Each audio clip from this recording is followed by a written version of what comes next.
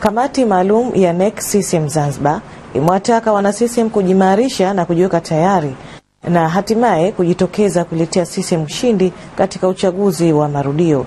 Tupate habari zaidi.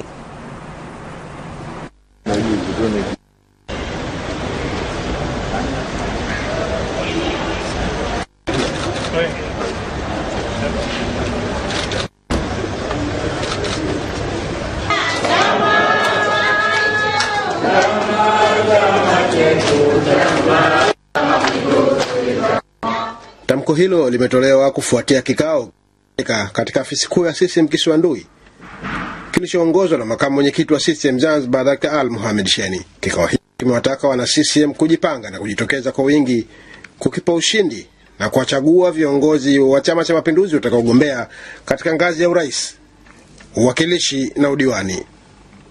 Taarifa ya katibu kamati maalum ya NEC Bibi Waridi Bakari Jabu imesema kamati imeridhia majadiliano yanayoendelea kuhusu hali ya kisiasa Zanzibar yanayoshirikisha viongozi wa marais wastaafu wa Zanzibar, Jamhuri ya Muungano wa Tanzania, na makamu wa kwanza wa rais wa Zanzibar na makamu wa pili wa rais wa Zanzibar chini ya mwenyekiti wa rais wa Zanzibar Dr. Ali Mohamed Sheni. Kikao hicho kimempongeza rais wa Zanzibar Dr. Ali Mohamed na serikali ya mapinduzi ya Zanzibar kwa juhudi zinazochukuliwa kuwaletea maendeleo ya kiuchumi na kijamii wananchi wa Zanzibar pamoja na kusimamia amani na utulivu wa nchi kwa miaka 5 iliyopita.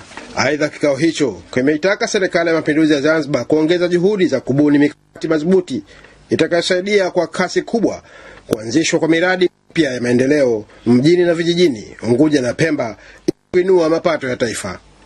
Kikao hicho kilihudhuriwa na wajumbe wa halmashauri ya taifa ya CCM akiwemo makamu wa rais wa Jamhuri ya Muungano wa Tanzania Mheshimiwa Samia Suluhu Hassan. Nikiripoti, mimi Dennis Bilal wa ZBC.